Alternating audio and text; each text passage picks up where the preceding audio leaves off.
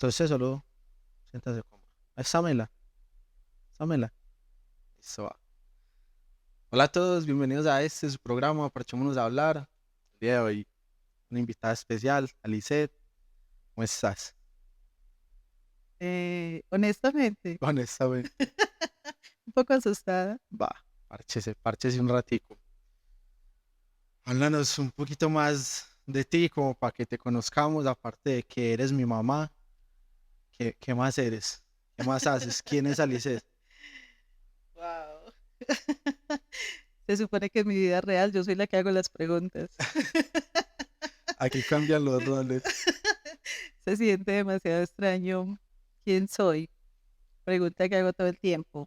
Em, Soy una persona libre que decidió hacer con su vida tal vez un experimento, eh, apuntándole al fracaso, apuntándole al logro, apuntándole a querer tirar la toalla, pero cada que apuntaba a algo, veía que había algo más adelante.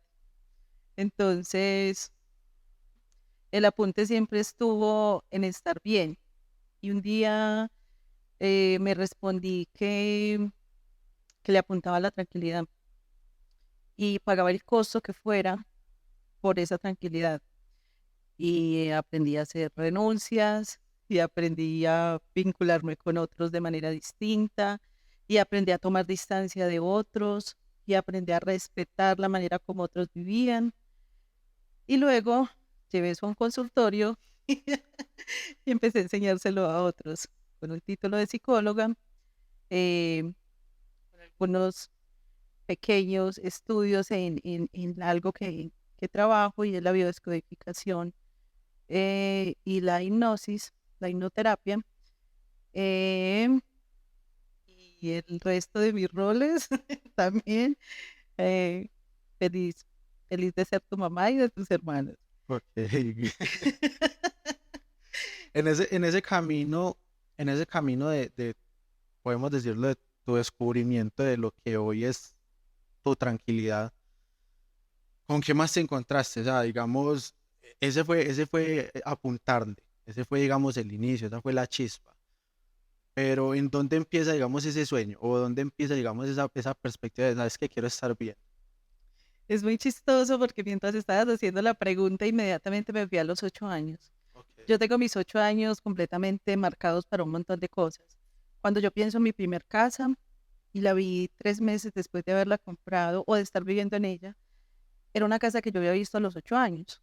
La había visto en mi mente y la había visto en medio de muchísima, muchísima, muchísima carencia. Demasiada carencia, demasiada. Em, y puedo volver a preguntar cuál fue la pregunta que me hiciste. ¿Cuáles fueron ¿En las? qué, en qué punto, en qué punto nace ese sueño? O sea, ¿qué pasó para abrir esa perspectiva de no, sabes que yo estoy buscando es la paz, estoy buscando la tranquilidad, quiero esto, quiero... ¿En qué punto nace esa visión? Son muchos. Vuelvo a los 8 años. A los 8 años había en mi casa mucha carencia económica, pero mucha fe. Una fe increíble, una fe de más adelante hay algo mejor, todo es distinto, esto es temporal, hay que orar, hay que agradecer y un montón de cosas que sin creer eso me permeó sin que mi mamá lo supiera o sin que mi papá en el momento que vivió con nosotros lo supiera. Entonces, creo que siempre estuvo, solo que lo entendí eh, cuando empecé a darme contra las paredes, cuando empecé a lo que quiero es esto, pero la vida, el universo, lo que sea, me pone una pared. Y entonces ahí ni siquiera me di cuenta cuándo llegué o cuándo fue el inicio, final. Ahorita que lo miro en retrospectiva, creo que hubo muchos momentos, pero en el momento está sobreviviendo, Ok. buscando que puede ser distinto y ya. Pero entonces, desde ese punto de vista, el sueño se construye en la marcha. O sea, no es un, ya, aquí esto es lo que quiero, porque te chocaste, sino de que a medida que ibas avanzando, ibas reconfigurando y ibas anhelando diferentes cosas, por así decirlo. ¿O cómo fue esa experiencia? Lo que pasa es que ahorita ya esto sí es teórico y es que un sueño nunca es un pedacito. O sea, nosotros soñamos, eh, no sé, de hecho voy a hablar de mis sueños como mamá. y una mamá inexperta, porque pues, fui una mamá muy joven, pero a la final muy inexperta. Entonces yo soñaba que nacieran, pero nacían y soñaba que se sentaran y no disfrutaba el proceso mientras no se sentaban. Entonces, luego había que caminar y luego había que ir a la escuela y hablar y estudiar y hacer este podcast y cualquier otra cosa más que me hubiera puesto. Y, y sí, entonces como ese sueño es una construcción donde es como levantarte un día y cumplir el día, pero al día siguiente vuelves y te levantas y cumples otro día. Pero si lo pones a largo plazo, entonces dices un día, yo dije un día, voy a ir a la universidad. A costa de lo que tuve que pasar para ir a la universidad, porque parecía como si yo fuera en contra de las olas, Ok. como si me dicen, allá no se puede entrar y yo entraba, la ola me tiraba otra vez más lejos y yo volvía y entraba y yo volvía y decía, yo voy a la universidad y voy a la universidad y voy a la universidad. Entonces, llega a la universidad y yo digo, no me puedo demorar tanto tiempo en la universidad, no tengo tiempo. Entonces tengo que pensar que tengo que salir en 5 años. Y luego ya estoy llegando a esos 5 años, que tienen toda una historia en la mitad de qué pasaron en esos 5 años, que no fue fácil. Y yo digo, ¿y ahora qué voy a hacer? Tengo este título ¿Qué sigue? y ¿qué sigue? Entonces, todo lo que yo decía, recuerdo una vez un profesor muy, muy lindo, em, y yo le dije, es que cuando yo sea psicóloga, yo voy a decirle a esta persona esto. Y él me dijo, ya eres psicóloga. Y yo dije, me faltan 2 semestres de práctica. Y me dijo, ya eres psicóloga. Y si no te lo crees ya, ¿cuándo te lo vas a creer? Y ya tienes todo. Es más, ya me diste todas las respuestas de lo que podías hacer con ese paciente y estás esperando que alguien te dé como el campanazo, como sí, la orden, y ahora sí lo puede Que te ser. la den, que te la den. Ajá, entonces se me perdió el mapa. Entonces yo, entonces, ¿qué es eso de ser profesional? ¿Qué es eso de ser responsable? ¿Qué es eso de ser psicóloga? Si tengo que hacer cosas sin ser psicóloga. Ok. Entonces vuelve y dice, otra meta, tengo que creerme que soy psicóloga. Eso, ¿cómo llegas a ese punto de dártela a ti misma?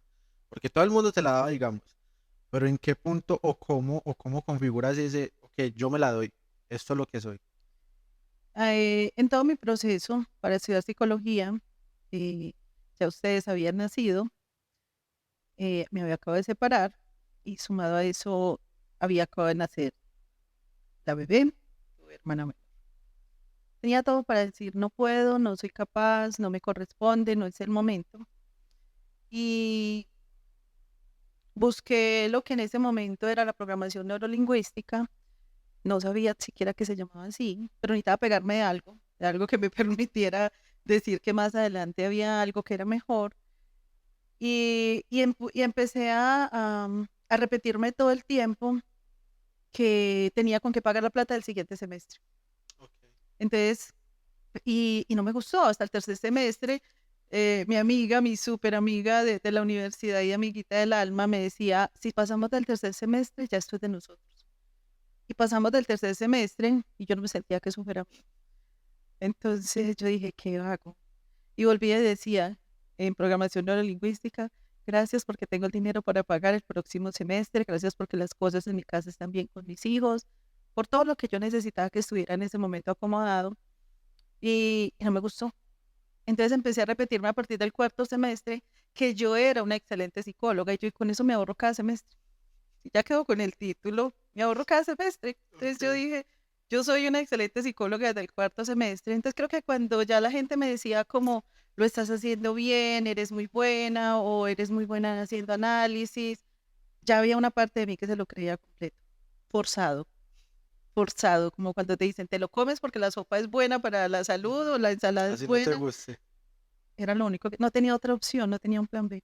Pero es muy bonito porque, pues, y es precisamente de una u otra manera el objetivo de este espacio de ver cómo todos llegamos a, se puede decir que lo mismo de diferentes maneras, por diferentes caminos, y lo que hoy usted llama reprogramación neurolingüística o programación neurolingüística, para mí fue una experiencia durísima con la psilocibina de entender que se construye desde la palabra, o sea, siempre se construye desde la palabra. Y antes mi diálogo interno era un caos y era negativo y todo era imposible.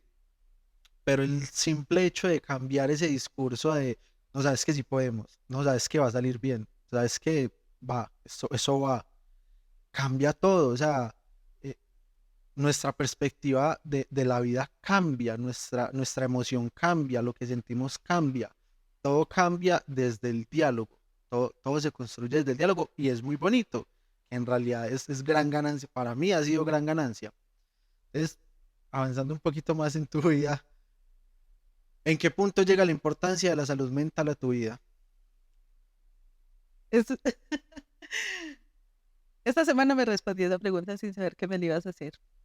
Barriendo mi pieza, sacando la basura, recordé un momento en el que en el caos de la adolescencia de todos ustedes, porque pues ver la punta del iceberg, todo el mundo dice, wow, pero nadie sabe cuánto se tuvo que escalar con las uñas para llegar ahí. Y, y la adolescencia que fue durísima, bueno, no durísima porque ustedes no me dieron problemas de los que yo de pronto trato, tan graves, pero yo quería que todo me saliera bien, era como una cajita de huevos donde yo digo, todos me tienen que llegar completos, pero los llevo a la espalda, los llevo debajo del brazo, los llevo muy inseguros para que lleguen enteros como yo quiero. Entonces, en un momento, Mayra, mi hija mayor, em, yo repetía mucho como cuando yo dije voy a trabajar en mi paz mental, o sea, ya le puse forma porque era que yo hacía lo que hacía, porque era que si la ola me sacaba yo volvía y me tiraba, no sabía por qué, pero había algo dentro de mí que me decía que me volvía y me tiraba, pero ya tenía más forma, ya tenía nombre. Yo dije, yo quiero mi tranquilidad, solo que no sabía todo lo que eso implicaba. ¿A qué tenía yo que renunciar para tener mi tranquilidad? ¿Qué hábitos tenía que cambiar para tener mi tranquilidad? ¿Cómo tenía que programar mi mente, ahora sí, de manera consciente, todos los días, para poder tener esa tranquilidad? Entonces lo primero que empieza a llegar es la intranquilidad. Entonces yo quiero trabajar en mi tranquilidad y empiezo a darme cuenta de todo lo que me quitaba tranquilidad. Y me quitaba demasiada tranquilidad llegar a mi casa y que las cosas no estuvieran en su lugar, que las cosas no estuvieran como yo las esperaba que deberían estar. Y entonces yo decía, es que mi salud mental es muy importante. Entonces, si ustedes no organizan su cuarto, problema de ustedes, y empecé a organizar el mío y aprenderán con el ejemplo, pero no voy a preocuparme más por el cuarto o no voy a preocuparme más por la casa, a pesar de que no quiero ir en un lugar que no sea limpio, que no sea bonito. Entonces, yo lo decía y en unas dos, tres oportunidades, Mayra me decía, la mía también es importante. Y yo lo decía con, o sea, yo lo decía con una, de verdad, un convencimiento de que era la mía la que era importante. Ustedes mirarán si se enloquece. Yo soy la que estoy mercando, yo soy la que estoy pagando las cuentas. Entonces es mi salud mental porque de eso depende que tengamos los recursos. Pero no dimensionaba que a pesar de que yo les había pagado terapia, de que a pesar de que yo hablaba con ustedes todo el tiempo, que a pesar de que yo les estaba mostrando lo importante de la salud mental, todavía no entendía eso. O sea, todavía no entendía que no era tan imposible, que era una armonía, que era un entender la diferencia del otro, que era yo lo veo como dejar fluir. Tú puedes pensar así, demórate el tiempo para organizar tu cuarto, tú puedes lavar la trapera diferente a mí, tú puedes cocinar y botar más mercado del que yo gasto, porque pues yo lo compro, pero no está mal y no eres una mala persona por eso. Tus procesos se pueden demorar más que los míos y no pasa nada. Es válido. Entonces, a partir de ese momento, como que empecé a entender de verdad para qué era que estaba trabajando. Y ahí voy, ahí voy. Es un proceso igual. Y que finalmente, pues es muy bonito todo lo que dices porque tiene mucho que ver con ese iceberg. Que finalmente, cuando entendemos que todos somos ese iceberg, cuando entendemos que todos tenemos un proceso atrás, cuando entendemos que todos igual y estamos llevando nuestra batalla, nos permite ser muy humanos, nos permite ser muy empáticos, nos permite ser más tranquilos con nuestro proceso y nos evita invadir los procesos de los demás, que finalmente es muy importante. O sea, pienso que cada quien carga su cruz y yo no voy a cargar la de nadie más, pero no hacérsela más pesada ya es mucho. O sea, no hacer que le cueste más ya es bastante regalo de mi parte. ¿En qué punto empiezas a trabajar como tal en la salud mental de tu familia? ¿Por qué pasó? Lo que pasa es que también es por etapas. La primera salud mental en la que yo trabajo en mi familia, creo que es vivir solos, Ok. ¿sí? Vivir solos y en la segunda separarme. Estaba pensando en la salud mental y decía, si no aporta, no puede restar. Y lo que yo pueda hacer lo hago, pero ahí empieza esa construcción de salud mental, incluso sin ir a la universidad, sin entender siquiera que estaba trabajando para eso. Pero nunca dudé para qué lo estaba haciendo y lo estaba haciendo para eso, para que no restara. Entonces creo que es lo mismo. Empíricamente empecé con muchas cosas. Creo que eso es lo importante de seguir nuestros instintos y cuando dices es por ahí, así el mundo te diga no es por ahí. Porque recuerdo cuando entré a la universidad y el 99.9% me decía, te vas a morir de hambre. Esa carrera no te va a llevar a ningún lugar. Sumado a eso, yo ya tenía una tecnología donde ya estaba en un proceso en una entidad financiera, aspirando a cargos que llegué a ellos con mi carrera que me iba a morir de hambre, finalmente. Entonces, como que lo que la gente te dice no es lo que en ese momento tiene validez, es lo que estás sintiendo. Entonces llego y empiezo desde la adolescencia de ustedes, pues lo lógico es, si yo vendo empanadas y no me las como, no tiene chiste decir que son ricas. Yo estoy en la universidad estudiando psicología, pues tengo que llevar a mis hijos al psicólogo y tengo que buscar quién me les muestra a ellos y todo eso fue una batalla, la adolescencia de ustedes y todo eso y vayan al psicólogo, no, no me entendí con este, busquemos otro y otra vez y empecemos otra vez, pero se fue materializando más y esto es una verdad para mí en la medida que yo me sané más. Yo cien por nunca ciento solté mi terapia, nunca solté mi terapia. eh, Siempre decía mi instinto, no sé, mi fuerza de responsabilidad social es muy grande y yo decía en la universidad no me puedo dormir en clase porque las personas van a confiar en mí y yo me dormí en esa materia y solo me la van a enseñar un día. Y era de ese tamaño mi obsesión. Entonces siempre lo pensé de esa manera. Yo dije, si yo no voy a terapia, ¿cómo le voy a dar a las personas a decir crean en la terapia si yo estoy creyendo solo en una carrera y no en la terapia? Entonces, listo. Nunca me salí de la terapia, pasé por muchos terapeutas también, porque luego como llegaba a puntos donde me decían lo que yo ya sabía, yo decía, no, yo necesito que alguien que me muestre algo distinto. un camino diferente. Y en esa medida que yo me fui sanando, eh, y muchas veces lo digo a mis pacientes, a mí me encantaría decir que lo que yo soy hoy me lo hice yo. De hecho, ni me encantaría, pero vamos a suponer que la gente espera que yo lo diga. "Ah, no, es que usted es la psicóloga y usted sabe un montón de cosas". Entonces uno se imagina que sus hijos son eso porque usted les enseñó eso. Y de pronto hasta así. Pero lo que ustedes me han enseñado es muchísimo más grande, o digamos que formó pilares muchísimo más grandes que lo que yo hubiese hecho sola. O sea, realmente, digamos, yo digo, salirme de que la salud mental no solamente era una terapia y que había otras formas de trabajar en esa salud mental, era salirme de un cuadro, pero absolutamente cerrado que yo tenía. Una paciente me confronta con eso y me confronta con que va a una ceremonia de ayahuasca, llega 7 meses más adelantada de lo que yo la dejé Terapia. la última vez. Y yo dije, algo bueno tiene que haber ahí. Y me voy. Y lo primero que ustedes dicen es, mami, o sea, te saliste del cuadro. Ajá, para mí, es que ese momento para mí fue muy mágico, porque yo recuerdo que yo ya había escuchado la ayahuasca y yo ya había escuchado de los beneficios y yo ya había escuchado el proceso y yo había escuchado de todo lo que eso tenía. Y recuerdo que en el primer encuentro con decirle eso a usted, fue como, más, es que, mira, eso, pues es ayahuasca, pasa esto y eso. Y lo primero que me dice fue como, todas las drogas son iguales, yo no sé qué, la cantaleta pues de cualquier sustancia. Y yo, ok, pues también aprendí a fluir y fue como, si ella no lo ve así, pues está bien, lo respeto. Yo sigo creyendo en eso, aunque no lo pueda hacer. En este momento de mi vida considero que toca en su lugar siempre, siempre toca en su lugar. Es cuando ya dices pero lo hice súper tranquila, porque fue como, sí, la ayahuasca, como si yo nunca te hubiera dicho qué es la ayahuasca. Hoy todavía digo, nunca me lo habías dicho. Como si nunca te hubiera dicho que la ayahuasca. Entonces llegaste como, no. voy a ir a una ceremonia de ayahuasca, que esto y que lo otro, una paciente le fue súper bien, eso fue un cambio extremo, que yo no sé qué. Y yo, pero yo ya te había dicho que quería ir a la ayahuasca. Entonces fue como, bueno, no, espera, yo voy y ya miramos qué hacer. Mi instinto protector. Ajá.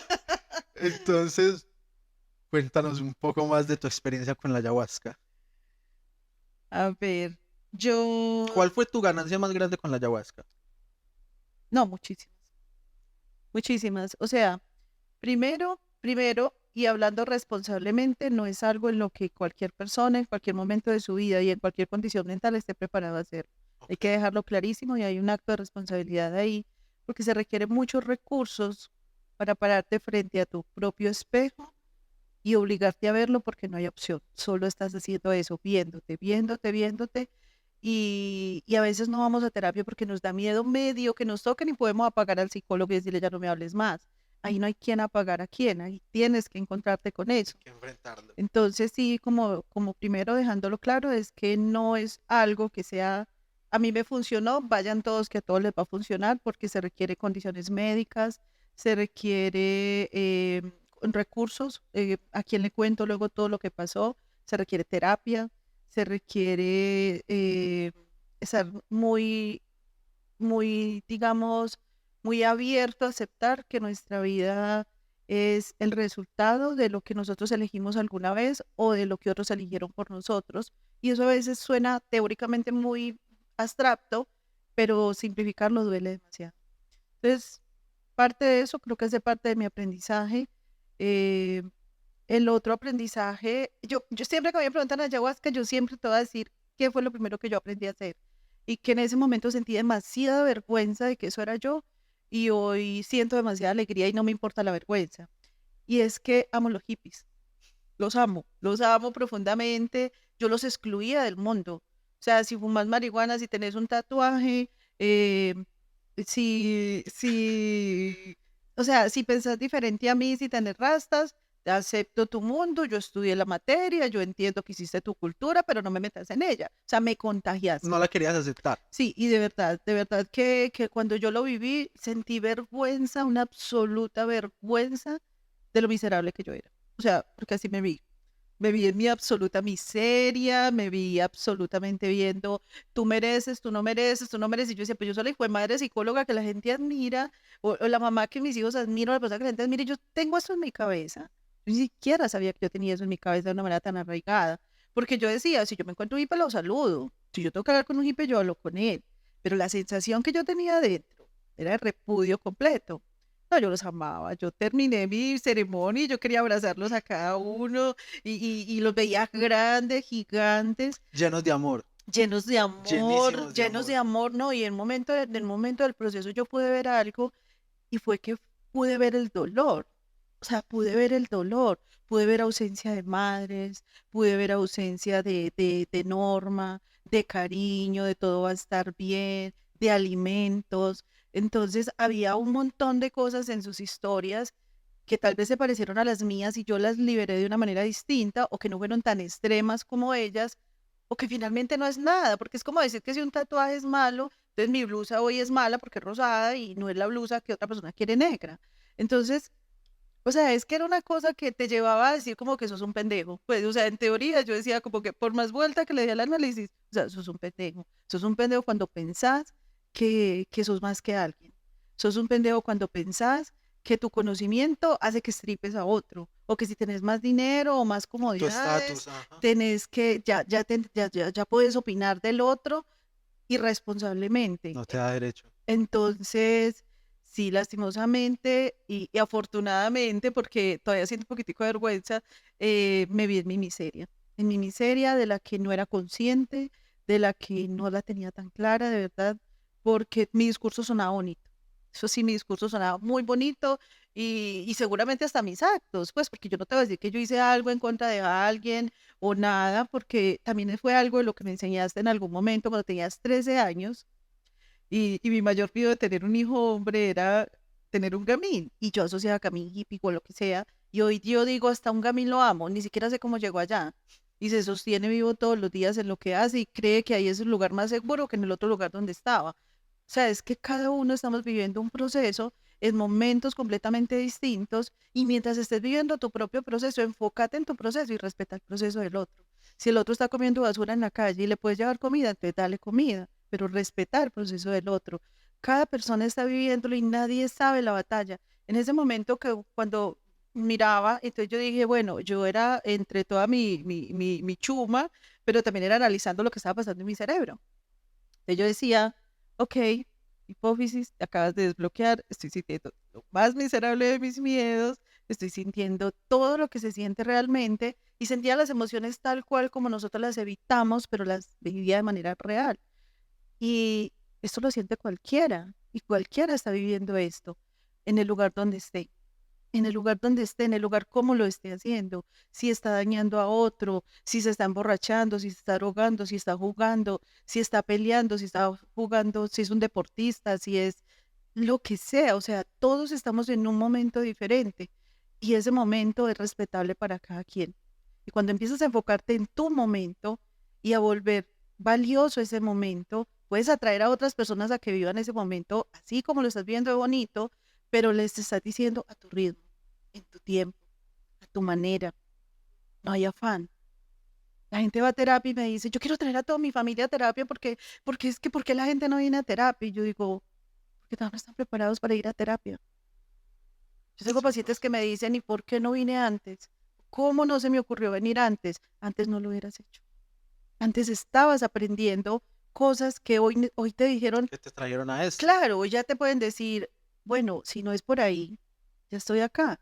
O sea, cuando los chicos me dicen como, es que en mi familia necesitan que yo les diga ya que voy a estudiar. Voy a graduar del colegio ya, ahorita en noviembre, y necesitan que me digan ya que voy a estudiar. Yo no les digo que se relajen, pero me encantaría decirle a sus papás como, tranquilos. ¿A qué edad me di cuenta por primera vez que yo quería ser psicóloga? A los 29 años.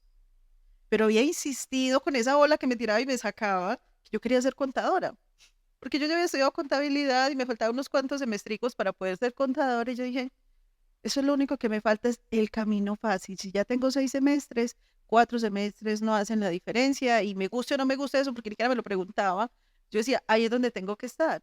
Entonces a veces esa ola que te revuelca y te saca, nosotros le llamamos mala suerte, nosotros le llamamos envidia de otros, nosotros le llamamos enfermedad, nosotros le llamamos fracaso, y resulta que esa ola te está dando una información que no estás viendo, porque muchas veces somos demasiado soberbios para ver lo que tenemos al frente. Yo fui demasiado soberbia para ver lo que me enseñaban las personas que no estaban tan bien como yo, o como yo creía que me sentía en ese momento. Y fui demasiado soberbia para no pensar que mis hijos, siendo mis hijos, me podían enseñar en un momento. Y cuando yo abrí, yo dije, sí me pueden enseñar y me encanta que me enseñen, y lo que me enseñan es valiosísimo. Yo dije, ok, aquí está la magia.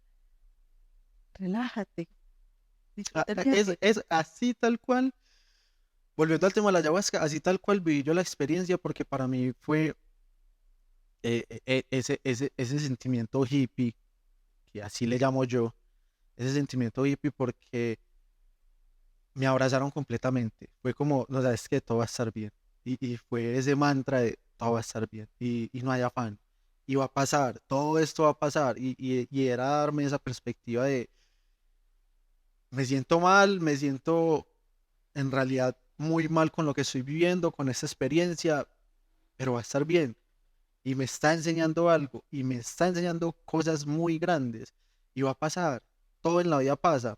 Y también fue un punto de entender que no todo es su vida. La vida es de altos y bajos.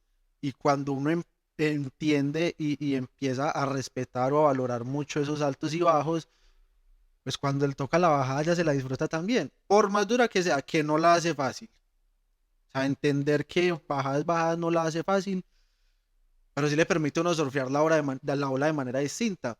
Entonces es como cuando llegué a ese punto de, no sabes que todo va a estar bien, pues finalmente los días grises también hacen parte del año, relajémonos. O sea, ¿qué tengo que aprender yo de esto? ¿Qué me deja esta enseñanza? ¿Qué me deja esta experiencia? Y es muy bonito porque antes lo que era una crisis que me echaba a la cama, digamos, y no quería saber nada del mundo, ya es un me está costando bastante, qué tengo que aprender de esa experiencia, porque también para mí la vida ha sido muy de, no quiero que esas olas me tiren muchas veces, porque es que cada ola es una misma experiencia que hasta que no la aprendas, te va a volver a revolcar, te va a volver a revolcar. Entonces, es tratar de aprender lo más rápido posible para no tener que volver a vivir esa experiencia. Y pasa con todo. O sea, pasa en muchas situaciones de la vida, todas esas experiencias duras nos están enseñando algo. Y si no aprendemos eso, nos va a volver a revolcar. Siempre nos vuelve a revolcar hasta que lo aprendamos. Entonces es bonito ya uno, que igual no es fácil. O sea, yo la teoría la tengo, la práctica sigue siendo difícil. O sea, no es que a la primera yo la coja y ya tenga pues la respuesta de todo y ya sepa todo. No, sigue siendo difícil. Pero ya por lo menos sé qué camino recorrer. O sea, por más difícil que sea, ya sé que es por ahí. Ya sé que por ahí es donde voy, ya sé que allá es donde quiero llegar. Pasa la universidad, pasa esta experiencia con la ayahuasca, a hoy de esta empatía, de este bienestar, de este sentirse en el fluir de la vida, de respetar los procesos de los demás. ¿Qué es lo que más aprecias de la salud mental? En mi caso, cuando yo empecé a dar una probadita de esa salud mental, que en realidad en un principio eso sabía mierda, porque es revolcarse uno mismo, es sacar todo lo que uno tiene, es deconstruirse para construirse solo con lo que uno necesita. Y en ese punto, cuando empecé a sentir ese bienestar, eh, lo primero que pensé fue, quiero que todo el mundo se sienta así. O sea, me siento muy bien, pero no quiero todo esto para mí. Quiero que más personas puedan vivir esta experiencia. A hoy, ¿qué es lo que más aprecias o qué es lo que más disfrutas o te gustaría replicar de esa experiencia de salud mental? De esa experiencia de construcción de salud mental. Yo pienso que ya estando uno afuera, porque uno siempre va a un viaje y uno dice, ay, hubiera ido a este lugar, hubiera disfrutado esto mejor.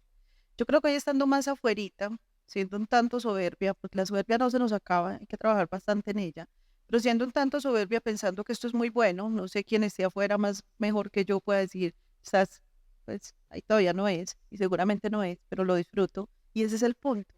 Si yo miro hacia atrás, hubiera abrazado esas olas con más amor, porque me Ok, estaban enseñando. Hubiera abrazado ese amor con más, ese dolor con más respeto, porque me estaba enseñando. Nos enseñaron a ver la punta del iceberg, nos enseñaron a ver lo bonito, nos enseñaron a ver el 5 y el uno, el 2 y el 3 no nos lo enseñaron a valorar. Y el uno, el 2 y el 3 es el que me da el 5. Entonces, si yo no valoro lo que hay hacia atrás, hay una palabra que dijiste ahorita que la quité hace mucho rato de mí, creo, y es difícil. Y yo lo cambié por posible. ok. Entonces, a veces los pacientes me dicen, y yo les digo, bueno, y el recorrido es este, y me dice, es muy difícil. Yo te digo, mira, no sé si es fácil o difícil, solo te sé decir que es posible. Se construye de la palabra. Ya, es posible. Si yo me repito todos los días que algo en lo que creo que está bien lejos de poderlo alcanzar es posible, estoy más cerca de tenerlo diciendo que es posible que diciendo que es difícil y que yo me voy a dar contra las paredes y que no pasa. No, o sea, podemos soltar el sacrificio. Podemos soltar la idea de que todo es difícil, podemos soltar la idea de que todo se construye con demasiado dolor. Algo que yo aprendí en la ayahuasca, recuerdo y lo recordaba mientras estabas hablando ahorita, era que había unas palmeras, en la finca había unas palmeras y yo las vi verdes, pero verdes, una cosa divina, y me daban mucha calma cuando yo las veía. Y entonces yo estaba así, llevaba y volvía y las miraba y las veía y me ventilaban, que yo sentía que literal ese aire era solo para mí. Ahí aprendí a amar la naturaleza, ahí aprendí a amar la tierra, ahí aprendí a amar el aire, aprendí a amar el agua, el fuego. O sea, jamás me había conectado yo con los 5 elementos de una manera tan directa, tan vívida en ese momento, pero tuve una experiencia muy bonita con las palmas y es que en todo el recorrido, son aproximadamente entre 4 y 5 horas que estás ahí encontrándose solamente Chomadísimo. contigo. Es que eso de chumado suena raro, pero eso Pero es es el término en introspección al 300%. Estás en tal una cual. introspección al 300%, viendo tu propia historia, decodificándola, entendiendo por qué la viviste, entendiendo el dolor de otros que te dañaron. Y claro, ahí hay mucho dolor. Entonces, cuando uno ya quiere respirar de todo ese dolor, de todo lo que está viendo, no te está dando opción de verlo distinto, abrir los ojos y yo veía esas palmas, esas palmeras. Entonces, esas palmeras eran verdes, divinas y me ventilaban, es una cosa espectacular. Listo. Cuando ya me fue pasando, yo abro los ojos y veo esas palmeras con las hojas quemadas y me ha dado una cosa tan impresionante y llega esa vocecita por allá profunda que yo la llamo Dios y me dice, así es como tú quieres ver el mundo, pero así es el mundo. Y aún así te siguió ventilando. La ventilación siempre estuvo. Así las hojas no fueran como tú las estabas imaginando. Te las dejé así para que creyeras en el aire, en el viento que venía de ellas. Pero si te das cuenta, te ventilan igual. Y fue una cosa donde yo me desmoroné y empecé a verlas a todas quemaditas, torciditas, sequitas, otras a punto de caer y aún así me seguían ventilando y pensaba en todo, pensaba en las personas, vas a una clínica, las personas están viviendo su propia historia, los médicos, las enfermeras, están viviendo sus historias, sus hijos en la casa, tal vez drogadictos o su esposo que no llegó o el mercado que no alcanza y aún así te están atendiendo. Y aún así te lo están brindando. Y vas a los profesores y los profesores están viviendo sus carencias, sus historias y aún así están educando. Y vas al conductor del bus que le ha dado la misma vuelta, las mismas cuadras, por los mismos años y está sonriéndote y otras veces va enojado y aún así te está ayudando. Entonces, esas palmeras me mostraron la manera como nosotros queremos ver la vida y cómo borramos el proceso del otro cuando nos está sirviendo. Porque salimos diciendo como, vamos a calificar el servicio. No, el que el servicio estuvo muy mal porque, no sé, el vaso quedó puesto volteadito para acá. Pero fue madre, el que puso el vaso, cuánto esfuerzo le costó ponerme el plato, la cuchara, todo lo que me puso, y solo porque el vaso no quedó en ese lugar, yo voy a juzgarlo por eso. Entonces, en ese momento para mí fue como explosivo, como que volví otra vez a mi miseria y volví otra vez y me decía, yo tan buena gente como me creía no era, y hoy ya ni me creo buena gente, me creo gente, ya ni me creo ni ninguna categoría, gente, punto. Estoy Todos somos iguales, es que Sí, todos somos iguales. es un punto donde cuando yo se lo explico a las personas en terapia, les quiero explicar el concepto de valor. Yo digo, si la gente supiera el concepto de valor, yo no tenía trabajo. Con toda seguridad no tenía trabajo porque sabría que vale así se haya equivocado, así se haya rodado por donde se haya rodado, así haya perdido todas las carreras que quiso entrar y no se graduó, así haya hecho lo que haya hecho, su concepto de valor nunca estuvo en duda.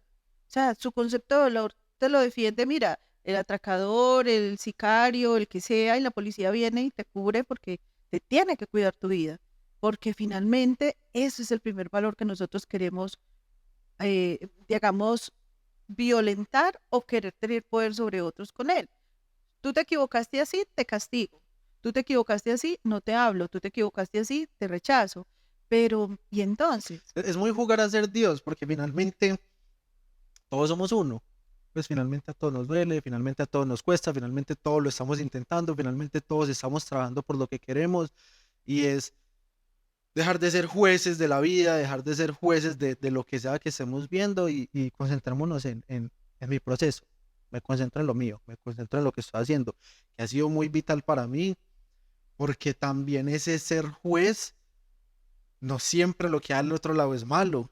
A veces hay cosas muy buenas y nos empezamos a comparar en los procesos y eso nos derrumba a nosotros. Entonces es muy de esa posición humana de todos somos iguales, pues, de que finalmente todos somos uno, porque ha sido una de las ganancias del viaje, nos permite pararnos en esa posición donde al concentrarnos en nuestro proceso, nos dejamos de comparar en los procesos, que es 100% válido, y dejarnos de comparar en los procesos para mí también me abrió otra puerta de cuando reconozco lo que he hecho, puedo llegar a lo que quiero llegar. Cuando reconozco todo lo que he trabajado, puedo alcanzar todo lo que quiero alcanzar. Es ese punto de yo lo llamo, para mí ha sido un punto muy humano porque duele a veces, porque cuesta a veces, porque a veces dudamos de nosotros mismos y es difícil, pero es bonito. Es muy bonito ese punto humano donde tratamos de fluir, donde tratamos de de ser empáticos y finalmente esa empatía que tanto hemos mencionado va primero en nosotros. Total. Se trata de nosotros primero, ser empático conmigo mismo, darme ese amor a mí mismo, apreciarme a mí mismo, valorarme a mí mismo. Se trata de eso la experiencia. Hay algo que hoy tampoco ya lo comparto y es juzgar como dioses y castigar como padres. Son dos conceptos que escucho todo el tiempo y ya es como cuando duerme un zapato, pues no pasa, no lo puedo digerir. Y a veces las personas me dicen, y es como, mi pareja me gritó y yo le dije, es que usted no es mi papá. Y yo le digo, ¿qué tan normalizados tenemos los gritos en la familia que los aprobamos si vienen de Sí, de mi papá? papá. Ajá. Ajá, o usted no me grita porque usted no es mi mamá. Y mira, Que la mamá yo tampoco puede puedo ser gritar. tu mamá y te pude haber gritado, pero hoy te digo, de hecho, perdón, porque no tenía por qué haberte gritado, tenía que haberte explicado, tenía que haberte mostrado. Y así mismo es Dios. Entonces decimos, es que Dios es un juez que viene y castiga y dice, y ahí nos quitamos la responsabilidad de nuestro libre albedrío. Ahí quitamos la responsabilidad de que lo que nosotros vivimos todos los días es la suma lógica de una consecuencia de actos que me dieron ese resultado. Pero no es un Dios que castiga, porque sí es muy fácil entregarle a otro lo que nosotros podemos hacernos cargo. Yo digo, sí, Dios me castigó y me dio una enfermedad y no sé, me dio una diabetes, pero yo tragué azúcar venteada toda mi vida y le eché la culpa a Dios porque me quedaba más fácil echarle la culpa a Dios que pensar que yo no me cuidé, ¿sí? Y así por el estilo. Y yo sé que esto hiere y levanta heridas a muchas otras personas y respeto que todavía asocien de que las enfermedades mentales, las enfermedades físicas están desconectadas de las enfermedades mentales o de que lo que a nosotros nos pasa es distinto a la consecuencia del acto que yo hice o que yo de alguna manera no lo hice, o sea, o lo omití. Entonces, ese juez, ese Dios, ese para el otro es, qué rico que esas energías la volteáramos para nosotros y empezáramos a entender que el cambio empieza cuando yo me miro hacia adentro. Tal cual. En estos días lo veía como que todas las personas son espejos. Entonces, sí, era una analogía de tipo, si te veo despeinada, en esa analogía de eso es un espejo, si te veo despeinada, no te voy a peinar a vos, me voy a peinar a mí. O sea, si yo veo que vos tenés mucha ira así explosiva, pues yo no te voy a decir a vos cómo manejar la ira, pues mejor aprendo yo a manejar la mía. Entonces, de que todos somos espejos y se trata de mirar para adentro y es muy bonito, tiene mucha ganancia esa perspectiva, nos permite construir demasiado, que no es fácil siempre, que a veces nos confronta mucho, pero es muy bonito, finalmente es muy bonita la experiencia. Y mira, por ejemplo, la metáfora del despeinado. ¿Despeinado para qué? También. ¿Despeinado para quién? Sí, o sea, y volvamos a tomar la metáfora del que está muy enojado. ¿Por qué es malo estar enojado? Es que se puede estar enojado, se puede estar triste, se puede estar aburrido, se puede estar... Y es También válido. la cultura nos ha enseñado de que esas emociones hay que ocultarlas. Y yo siempre les digo, mira, si está, a veces los pacientes me dicen, no, me devolví 3 sesiones, 20 sesiones, yo creo que perdí ya la estadía aquí un año, porque esta semana salí súper enojado. Y yo digo, me encanta, ¿qué te pasó? Me dice, pero ¿por qué te va a encantar? Y yo, porque si estás enojado, es porque ya te das cuenta que el terreno que alguien pisaba sobre ti, tú ya lo puedes ver y ya puedes poner el límite. Entonces, cada emoción nos está representando algo, pero no saberlas manejar nos generó un enredo, un encarte, una confusión, cuando cada emoción tiene por qué estar ahí, sea porque estemos enojados, sea porque estemos tristes, sea porque estemos aburridos, sea porque estemos decepcionados. Cada una en mi propio proceso me está dando una información, puede que en el tuyo en ese momento no. Entonces, ese enojo no lo estés esperando porque en tu propio proceso ese enojo no casa, ¿cierto? Y ahí es donde no respetamos los procesos del otro. Vamos a visualizar algo, vamos a visualizar que la academia empieza transición o la guardería o lo que sea, con la primaria, con el bachillerato, la universidad, en el mismo campus. Y yo le voy a decir al niño de 2 años que se me comporte como el magíster, que en mi mismo campus ya es magíster. ¿Eso cómo suena? Y lógico. Totalmente ilógico. Pero cuando lo vamos a ver en la realidad y le pedimos a una persona que por su nivel de cultura, educación, donde estuvo, religión, creencias o lo que sea, piense como yo pienso, hable como yo hablo y vea el mundo como yo lo veo, esa es la misma irracionalidad.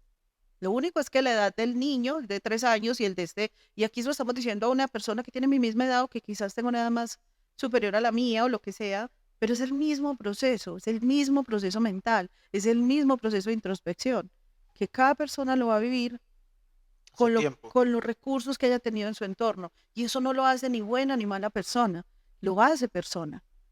Una persona que se crió en una vereda y todas las personas pensaban que todo se arreglaba, no sé, con rezos, qué sé yo, o con lo que sea, porque amo la cultura del campo, entonces amo que todo se Sos del resuelva con campo. bebidas. Sí, soy del campo, entonces para mí la bebida primero y luego la pastilla. Entonces ni siquiera eso está mal. La sabiduría de cada uno de nosotros está acorde al entorno en el que vivimos. Y creo que también es algo muy bonito de cuando uno abre la mente. A mí cualquier persona me puede cambiar la perspectiva que yo tenga segura de algo. Por eso yo digo que ya ni segura soy, ni soy, punto. Pero no me paro como, ay, sí, esto es lo único que yo veo. No, hay cosas que yo tengo mi creencia en ellas, pero si alguien me las cambia, bienvenidas. Es aceptar que no hay una verdad absoluta. No hay una verdad, no hay una verdad. Cada quien está construyendo su propia verdad. Entonces vas y te dice, qué sé yo, el vigilante, portero del edificio, ¿usted por qué siempre entra tan mala clase? Y yo digo, mostrarme un espejo y yo veo, ay, fue madre, así me veo yo. No sabes que venía preocupada, pero listo, válido. Pero yo no sabía que yo me veía mala clase. Entonces, como nosotros estamos viendo solo hacia afuera, por eso juzgamos con el dedito, pero alguien también nos está mirando hacia acá. Y esa persona que nos dice también nos dice lo que ellos perciben. Entonces, qué bonito que no importa quién me diga qué, pero lo abra la mente y diga, sirve, tiene Mi sentido. verdad no es la única verdad. Claro, no eres ni mi terapeuta, ni mi coach, ni mi amigo, ni mi manager, ni nadie que me pueda decir, yo es que, pero me puedes decir esa verdad y yo tener toda la humildad para decir, no la compro, Que está buena. finalmente lo que hablamos hace algún tiempo y era la información siempre está al que quiera, pero la información siempre va a estar para todos. Y si usted la quiere recibir, perfecto, ganancia para usted. Pero el mundo siempre nos está dando mucha información, siempre nos está dando señales, siempre nos está guiando. Y es si usted quiere tomar la información o no. Lo que pasa es que ahí viene una parte biológica y es que nuestra memoria también es selectiva. Este podcast lo puede escuchar una persona y se queda con 3 cosas Ok. y las va a mirar desde su lente, las va a mirar con juicio o Desde su realidad. claro, o las va a mirar con aceptación o las va a mirar con admiración y es la misma cosa que para mí puedo tener un significado completamente distinto y es válido que lo puedan ver así. O sea, es válido porque es eso, o sea, no pasa nada si desde tu lente, yo como te voy a decir que si en este momento tienes unas gafas rojas, puedas ver el mundo más azulito o más con todos los tonos que yo lo puedo ver en este momento. Entonces tú me lo hablas desde tu verdad porque no sabes que tienes unas gafas rojas o que tienes unas gafas azules o que tienes unas gafas de un color distinto al que yo estoy viendo. Pero cuando yo estoy de este lado y yo estoy viendo con un poquitico más de claridad, yo no voy a pelear contigo porque yo no vea el color que tú estás viendo. Yo voy a aceptar que tú lo puedes ver desde ahí y hasta algo me puedes movilizar en mí y yo aprenderlo. Pero no peleo por una verdad. Yo peleo por estar tranquila. Yo no hay que pelear. Es aceptar. Ok, tienes toda la razón, tienes toda la razón. Punto. Ahí muere. Es diferente. Ya. Ya. No tengo que convencerte de lo que ni siquiera yo sé si te tengo que convencer o si estoy convencida porque tendría yo que decir, otra vez yo tengo la verdad. Y cuando yo creí que tenía la verdad, fue cuando la ola me sacaba, me Cuesta arrastraba, me muchísimo. tiró contra todo Cuesta lado, demasiado porque yo tenía la verdad. Y ahorita me da lo mismo quién tiene la verdad. y pararse en la verdad cuesta y duele. Duele demasiado porque es que no la vas a tener nunca. No existe una verdad absoluta. Y es darse golpes contra una pared todo el tiempo hasta que aceptes que no hay verdad absoluta. Claro, Y que todos somos diferentes. la interpretación de que lo que el otro hizo eh, fue lo que yo me imaginé. Eso sí es una cosa completamente dolorosa para quien lo vive, porque entonces yo asumo que si tú no me respondiste es porque yo ya no soy importante para ti y yo me trabajo en mi verdad y te muestro todas las evidencias que no me respondiste en los momentos que no estuviste y yo te digo yo no soy importante para ti y quiero resolverlo desde ahí cuando realmente no estoy siendo importante para mí, cuando realmente le estoy dando poder a lo que tú dijiste, hiciste, permitiste o por lo que sea que lo hayas hecho y se me olvidó que quien tenía que tener ese valor era yo y no tenía que correr detrás de alguien a que me lo recordara, sino que era yo quien me tenía que recordar ese valor. 100%. Ma. Para dejar un poquito más para un próximo episodio, algo que quieras decirle al mundo, a la vida, a todos los que ven esto, un mensaje que te llegue, que te llegó o que le puede llegar a alguien. Yo puedo decir como lo que no puedes controlar no te corresponde.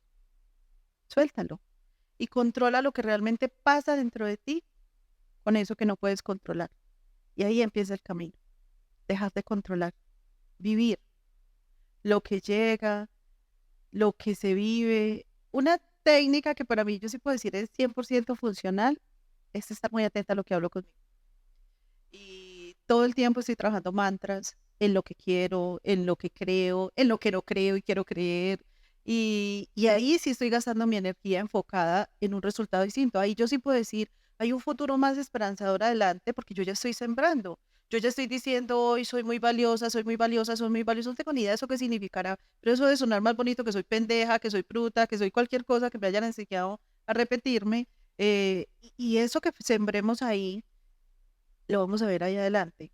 Todo lo que hoy tenemos acá, un día lo tuvimos acá.